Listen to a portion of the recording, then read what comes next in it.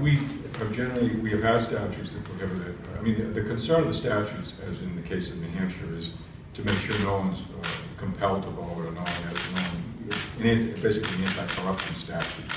Obviously, when it was conceived, selfies were, no one knew what a selfie was because they didn't exist.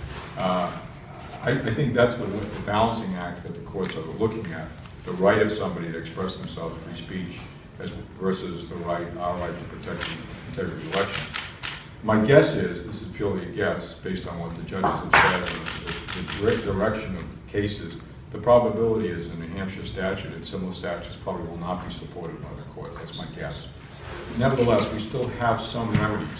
For instance, one of the things that we're always concerned about, and we've had issues here in the past, not sinister ones, but issues, is where groups of people try to bring a voter in and either try to go in the booth with them or see how they voted. And we're very suspect of that when it occurs. I mean, if somebody asks for assistance because they're disabled or have language issues, that's one thing.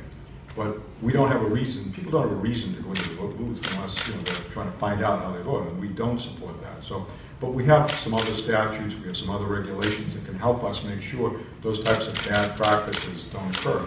And if we're left to only those to guarantee it and don't have the protection of the statute that says you can't take pictures of ballots or disclose ballots, well, that's where we'll be left.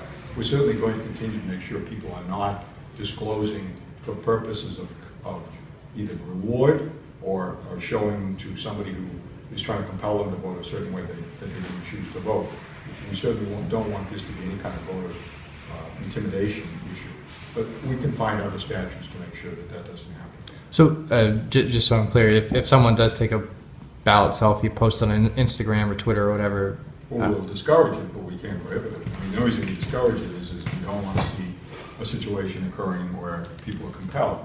But if people insist on doing it, there's nothing we can do about it. And, as I said, there are other means. That conduct usually is more in the polls. That's where it's become historically a bigger problem. When, as I said, you have supporters of one candidate or another, or groups who are trying to bring voters in. Well, that's fine. We're encouraging, bring all the voters you can to the polls.